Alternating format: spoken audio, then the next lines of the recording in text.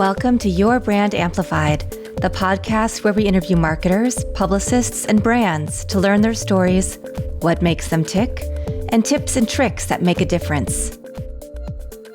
My guest today, Emanuel Rose, is a multiple book author on many subjects and is really passionate about nature, which we might talk about, but more importantly for this podcast, strategic marketing, particularly e-marketing, which also is the name of your agency, Strategic E-Marketing. So, Emanuel, thank you so much for being here. Thank you so much. I'm looking forward to this conversation, Annika. I am too. I'm really intrigued because a lot of what you talk about is the different trends going on with marketing, but also speaking to Gen Z.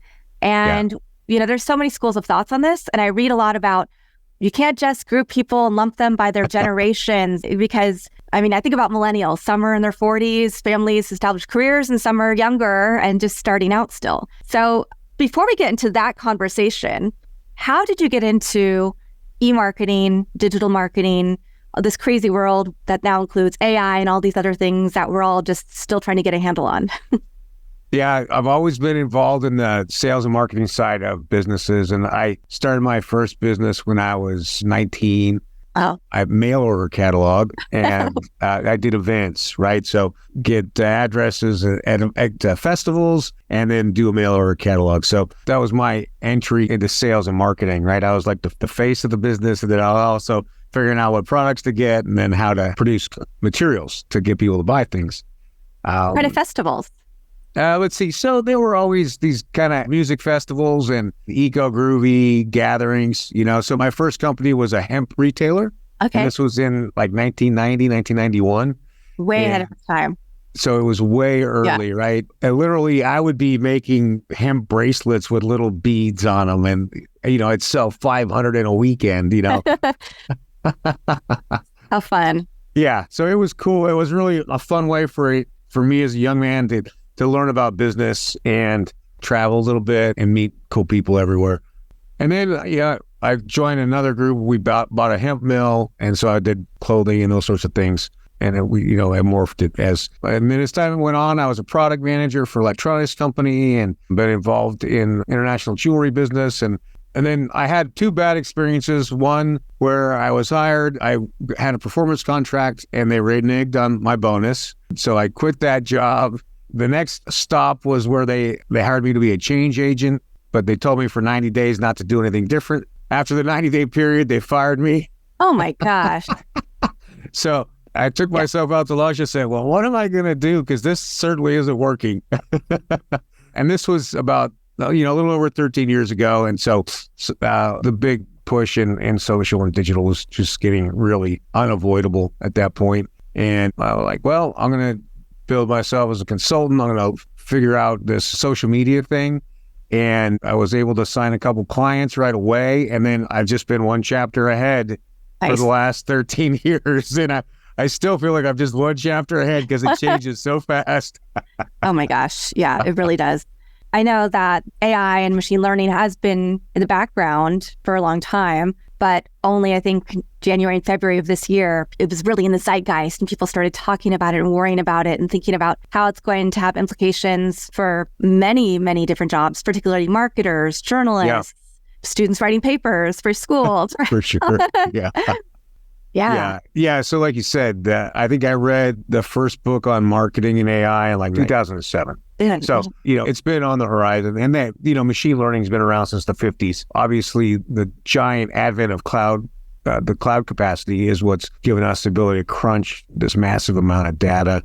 And most of the AI software that's out there is fluff. The bigger companies are, the copywriting and the generative part, that's for real, but there's so much tag-along product that is a little hard to discern what's real and what's just a story. That's such a good point. I have a list of like 600 AI tools, and I don't have time to go through a list of 600 AI tools, right? I don't know which ones are going to be most useful. So I'm in some different groups where people are talking about different things. And, that's really, I think, peer-to-peer is where I'm getting the best information rather than trying to wade through all of these different resources that could be available. And that's, I think, part of the issue when people get into the space of thinking about ad tech and martech and How are you going to reach people through digital marketing or advertising?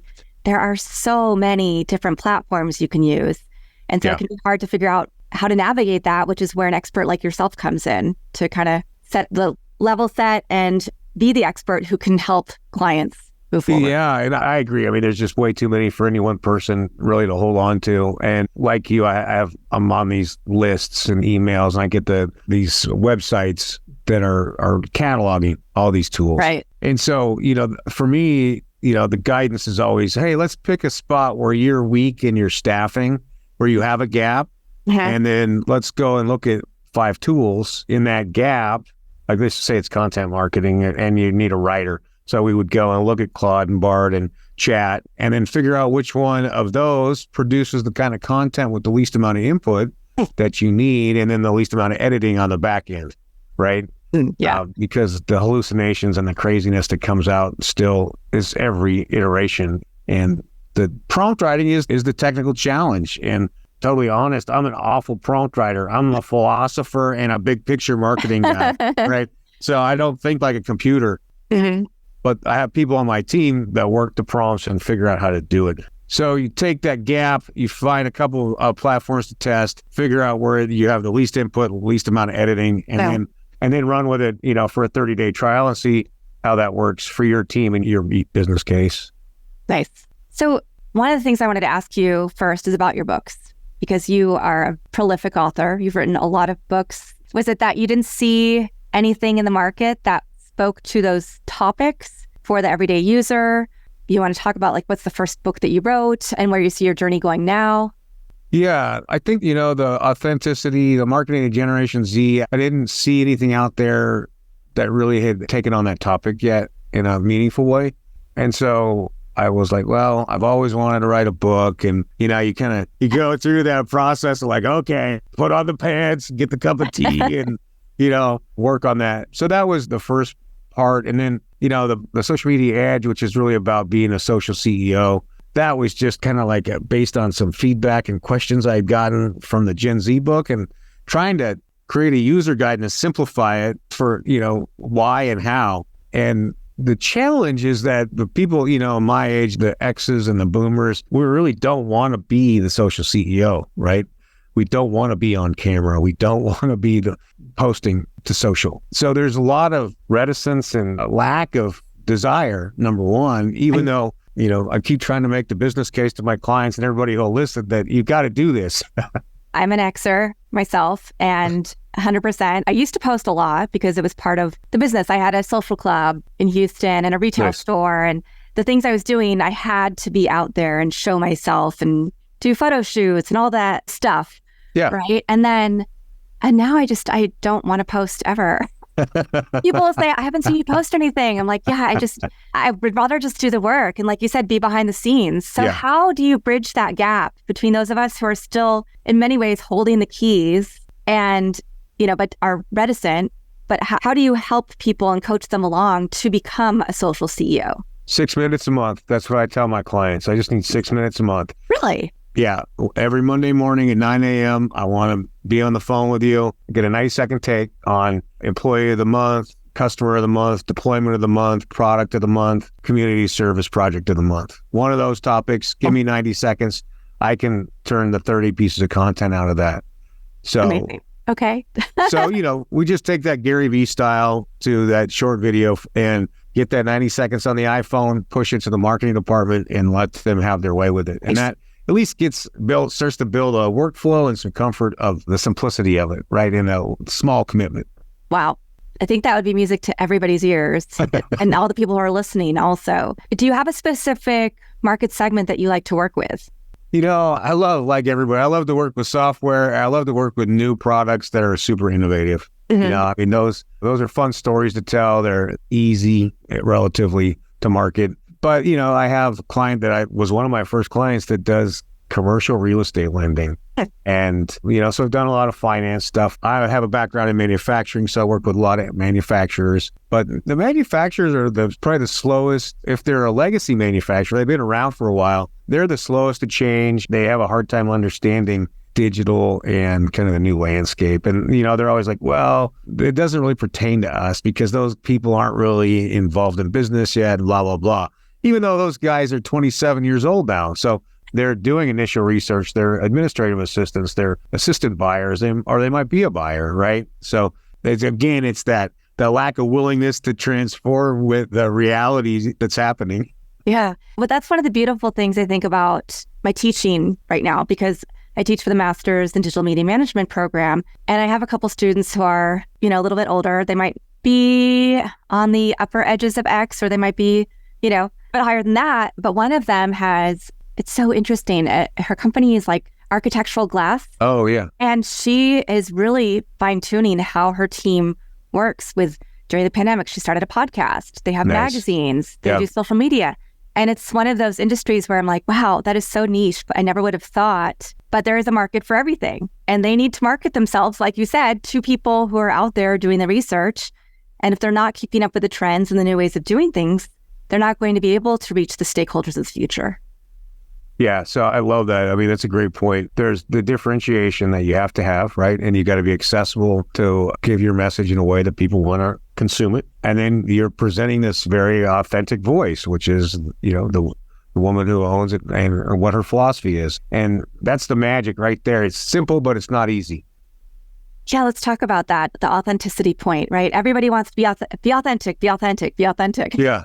But how can you be authentic without being too salesy, or without, you know, being truly authentic versus salesy authentic, I guess? Yeah, I think it takes a step back into almost a spiritual space where you go back and you say, why did I start this business? Or why did I become this manager? Why did I gravitate to this space? And it was originally because I wanted to help people. I wanted to connect things, right? And so if you come back and you come from your heart or from that massive amount of largesse and of helping people, then that's where the authentic part, that's the where it resonates. And it tells stories about what didn't work also, right? To be human. I mean, if you watch Kylie Jenner and what she's got on YouTube, it's not, everyone's not glitz and glam. There's a lot of, you know, whatever, bags and wrinkles or whatever the part is, it's not the beauty part, right? And so the more that we can show the human that is part of the brand, then the more the people can attach to it. And especially with this younger group, they've been pitched hard digitally their entire lives. They've seen every trick, every bad, lazy marketing technique. You're not going to fool these guys, right? You got to generate content and a mood that is the real human. No. So what are some of the other mistakes people make when marketing to Gen Z? Well, they don't do email. That's the first thing. So you're never going to get in their email. I mean, you might get in their email box, but they're not going to read it.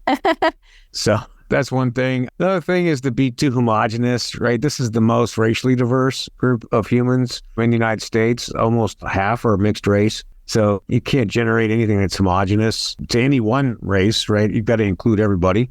And then to be over salesy, they don't care. It's not going to register. You know, the reticular activating system that they have psychologically is very well developed. And then to continue to stratify and understand who you're talking to in a very precise way with a meaningful message, and then producing a simple way to trial, and preferably in an experience. Like, these are people who, having grown up so sedentary and behind screens, that they like to go and do stuff, and they call it experience. We call it just going out.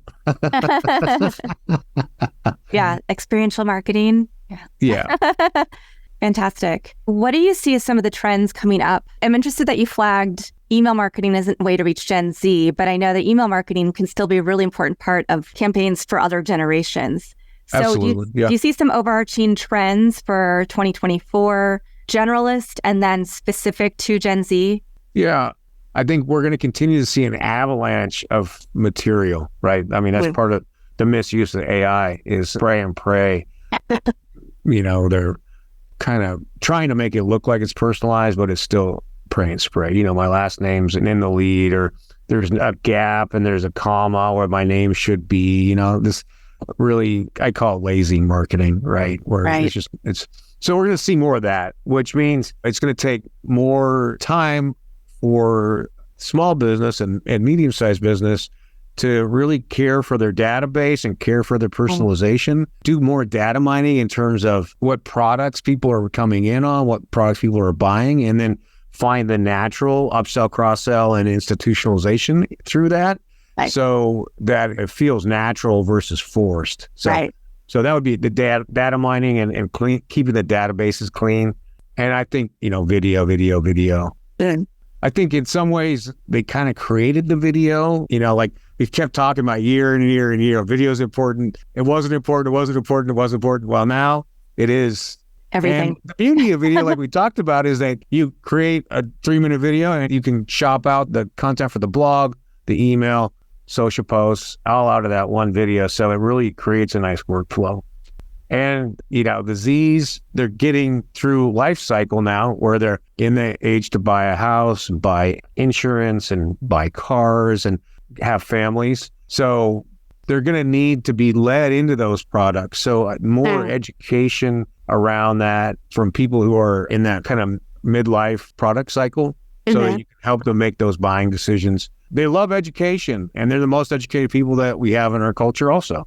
Yeah. So we have to spend some time developing good education, good ways for them to consume the information we need them to have to make good buying decisions.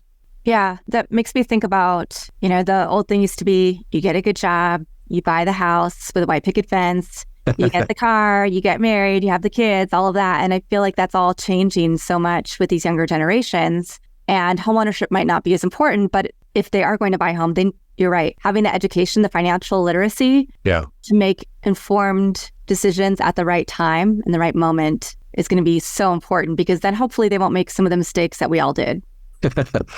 Yeah. And realistically, like the 2 years of COVID really impacted the development and their progression. And then, now we're dealing with other things around the interest rate and some of those things. So it's going to delay it, but it's not going to eliminate it because life happens, as we know. And maybe they're going to do it at 33 instead of at 27, but they're still going to need to be educated into those products and services. Are you ready to take your brand to new heights? Join the Brand Amplifier for Entrepreneurs program. Learn how to build, elevate, and amplify your brand with a comprehensive 10-module course. Learn more about it and other ways to implement our strategies at fullcapacitymarketing.com. Click on EFCM Learning Hub for more information. Can't wait to help you amplify your brand.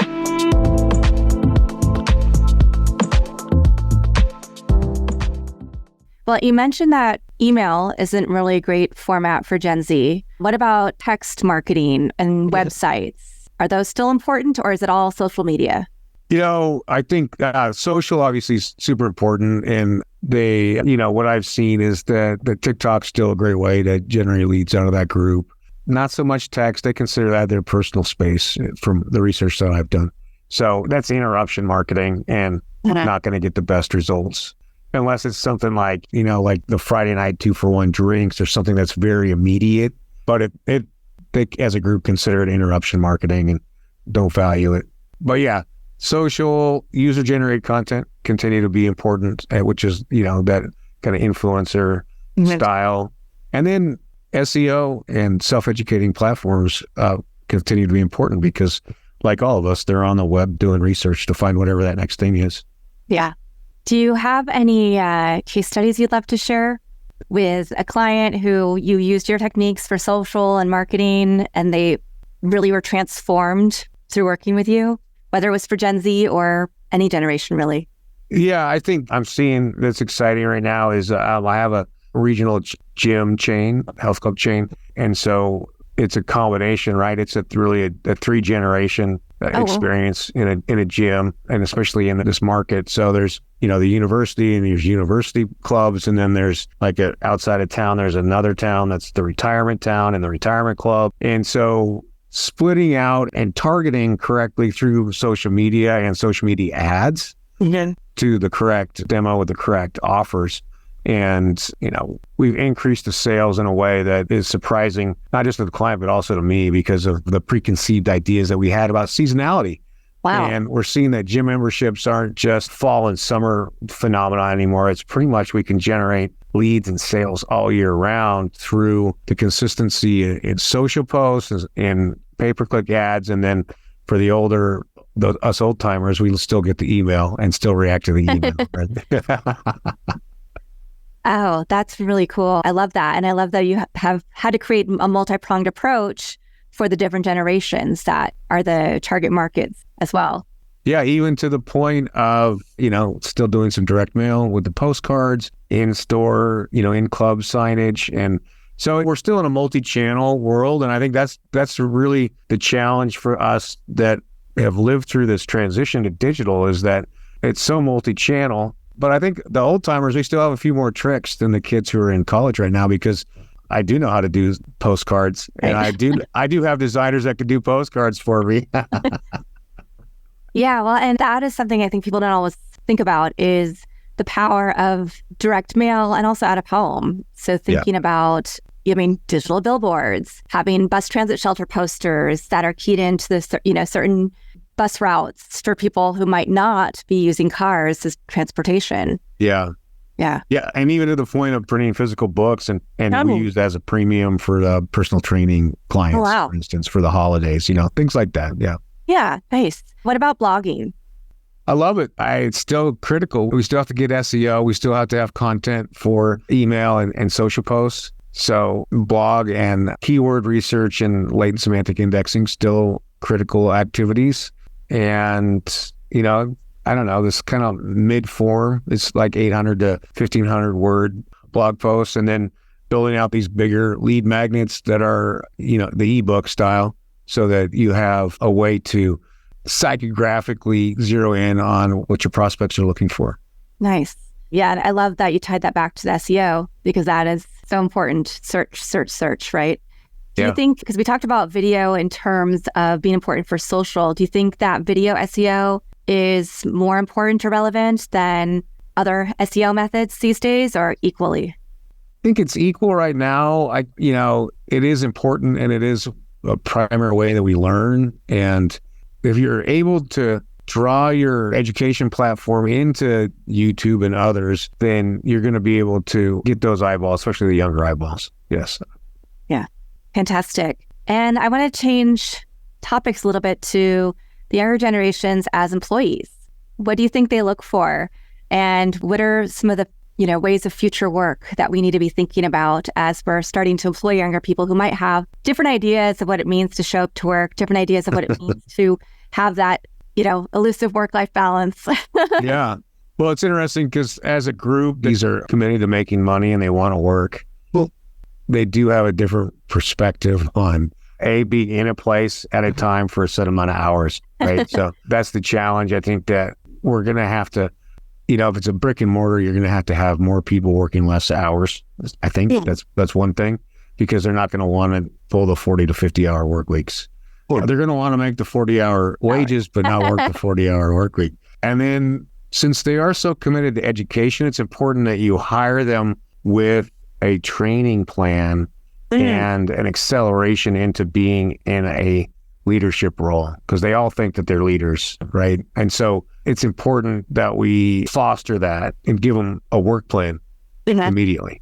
And then what it looks like for the wages to increase.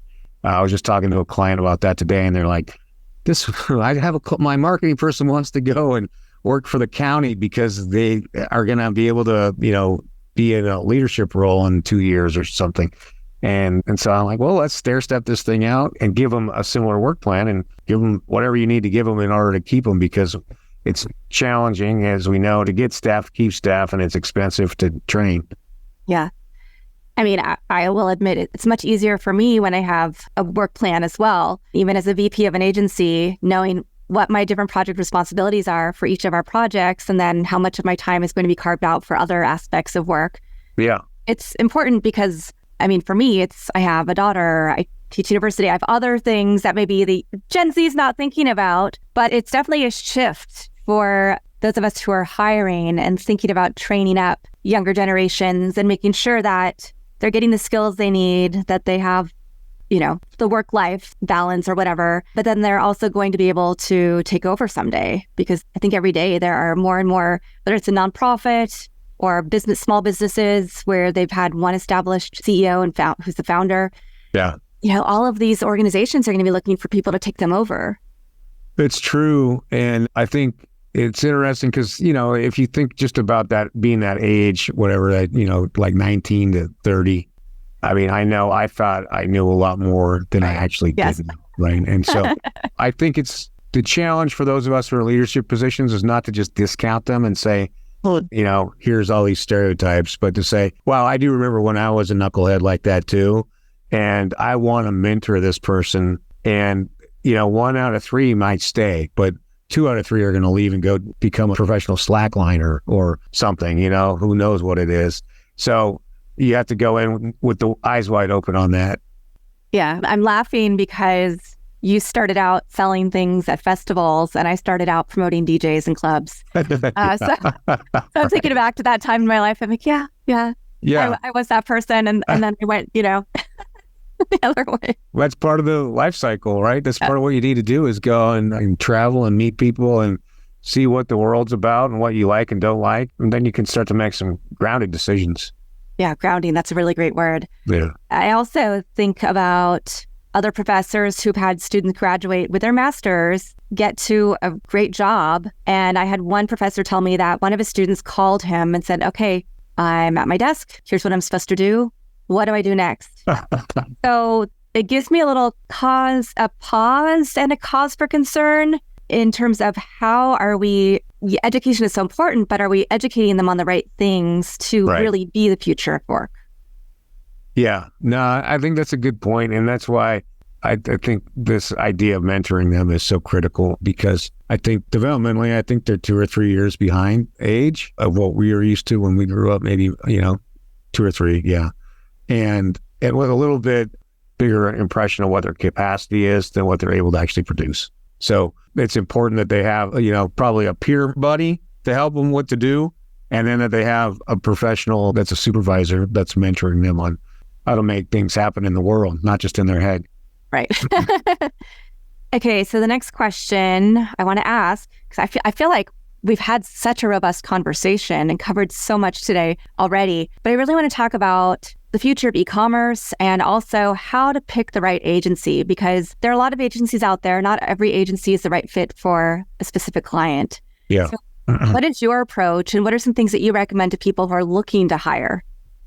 Well, I think the first thing, and I just went through this with a new client that I signed, is identifying like the first projects that are the most important in making sure that it's a fit for capabilities from the agency. But you also, I think it's important that you like the person that you're going to be working with or the team. So you've got to have that match, because like this, we signed the contract, we got started, day one presentation. He's like, well, I don't really want to do all that stuff. This is what I decided is really important since from the very first time that we talked, So it was like, not 180 degrees, but it was like more like, I got to fit this in now. So the flexibility on both sides that you've got to go into, but you need to go in with a set number of projects. 3. Here's my 3 initiatives, right? And then you got to really be able to work with an agency that knows what marketing is and what sales is and know where the line is. And I think that's the challenge I see in the marketplace the most. This kind of bleed through that most CEOs want marketing to be sales. And same thing with PR. Yeah, right. And we know that it's way different, and there's different investment levels in those for different outcomes. Yeah. Marketing is to produce the opportunity for the sale. And we're always looking to generate leads, and we always are concerned about that, but that's a secondary activity to all the other things that we're doing in our capacity, at least in B2B land, not e-commerce, right? Yeah. So you have to have a set number of projects. You have to have a personality fit on both sides. And I think the other thing is that I find fascinating is that I think businesses get too wrapped up in having to have an agency that's worked with clients in their industry before. And the fundamentals of marketing are the same everywhere. And yeah, you're going to have to update, what you call this and the jargon for that and some of the competition. But a lot of times it's better to have somebody that's coming in from the outside and giving a fresh look and bringing in best practices from other industries than the way it's always been done. That's the one that's a hard thing to overcome, I think. It is. Yeah. Are there specific ways that you've been able to overcome those objections in the past? Let's see. I think it is I always bring it back to the objectives and then how we're going to meet those objectives and what underlying structure is to meet those objectives. And so, like for this client, this IT client I just signed, their thing was, they want to grow. Okay, of course, that makes sense. So we looked at what their pitch is, what their presentation materials are, and are they quoting or are they letting people buy, right? Yeah. So they're quoting and they're giving these tiny markups on things that are not marginally valuable. So we're going to move to the good, better, best model and work that in the way that they pitch the project so that they're pitching outcomes, not quoting. And that goes all the way through the whole process. Fantastic. Amazing. And then shifting to the e-commerce question, I think, of course, during the pandemic, we saw e-commerce become even bigger and kind of explode. Small businesses had to move to digital a lot quicker than they were anticipating. Yep. Some did it very successfully, some not as much. Some are still trying to figure it out. But what do you see for the e-commerce landscape? And particularly, I'm also reading a lot of articles recently about the shopping malls kind of going away, or landlords holding on to the spaces, but having these zombie malls. A lot of big cities where people don't necessarily want to have storefronts because of homelessness and crime and other aspects. I mean, you live in Portland, I live in LA, both cities with large homeless populations and that still can't figure out, exactly how to solve and give people the right resources to solve the issues of homelessness and what comes along with that. So do you think e-commerce is going to become more and more important or stay as important as we saw it and relevant during the pandemic? And are there ways that people can structure like incremental steps to lead to more sales? Yeah, those are all good questions. And yeah, I do. I definitely believe e-commerce is going to continue to be critical, even B2B. Oh. So, I've seen some projections that by, 2035, 80, 90% of our purchasing is going to be done online. And so it's incumbent on every business, not just retail business, to set up this digital first platform that allows people to shop and transact online and at their leisure. Not at our leisure, right? And so the challenge is going to be, how do you reach the correct buyer? What way do they want to be reached? And then what kind of funnels do you need to create? And I mean, funnel in that, how they self-educate, right? Yeah. And where is the progression of self-education to trial, and then trial into purchase, and then purchase into recurrent purchase. And so, on the B2B side, that's pretty straightforward. On the B2C side, again, it's simple but not easy, right? We need to, Jay Abraham, not everybody knows, but Jay Abraham is one of the master marketers of our time. And he would talk about it being a continual parade of needs. Cool. And so a small business or a e-commerce site, you want to look and see what are the products people use before you and what do they use after you? And then how do you simplify that for them? And so how do you get your brand extensions that make sense? And how do you kill products that aren't selling anymore and update those into products that you should have? So the relevancy of it is challenging, but again, the data mining is where the magic is as far as making educated guesses about directionality and then testing those educated guesses. Fantastic. Well, Emanuel, what is next for you? Well, next for me, I'm just wrapping up a book called The Magic Rock, and it's about how to spend time in solitude in nature and as a way of letting the brain resettle from all the dopamine and craziness of the screens and using that time to recharge and rebuild creativity. And so from that book, I hope to be leading groups outside and working on getting people back into hyper-creative state through nature. So a little bit of a shift. Okay, off the screens. Is there something specific that led you to that? Yeah, all that research about Gen Z and seeing the traumatic brain effects of screen time and social media. And I just said, wow, this is a mental health crisis that we're staring at. And that we need to mentor these humans back into some time outside. And I grew up hunting and fishing. I grew up into an outdoors family. So that's my link. Wow. So what you're saying is that we need to know how to effectively market. Digital is really important, but we also need to take that time. So there's a bridge between the two worlds of being outdoors and having that time to sit, as you said, in solitude, peace, and relearn creativity almost. Or just have the time to sit and think and be creative instead of being bombarded by all the messages that we as marketers are also propagating Yeah, in the exactly. digital ecosystem. Maybe it's a penance. This is kind of the penance that I'm going to serve. Is there anything that we haven't covered that you think is really important for my listeners to get out of our conversation today? The biggest thing is just to do good marketing and to spend time understanding, your ideal client, and then get them things that help them understand what they need to know in order to make good buying decisions and participate fully in the process of doing business with you. Thanks. And I do want to ask, and you've listened to some of my episodes, so you might know this question's coming. Do you have a favorite quote, mantra, words of wisdom that you live by? Let's see. I live by the deep inhalation. That's my mantra, is a deep breath that calms the frazzled nerves. Nice. Yeah. I love that.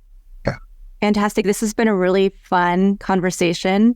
I'm looking forward to continuing our conversations on other platforms and in real life or virtual real life. Yeah, right. So, yeah, Emanuel, thank you so much for coming on Your Brand Amplified today. Thank you, Annika. It's really fun. Yeah, I know that you as audience members also enjoyed watching or listening to this episode. Don't forget to give us a rating. I will also have EmanuelRose.com as the main website, so you can learn more about Emanuel, his different books, speaking, and all the other things that he's doing and putting out into the world in the show notes. And with that, I'll be back again in a few days with another amazing guest. Want more? Check out amplifywithannika.com or follow me on socials at amplifywithannika.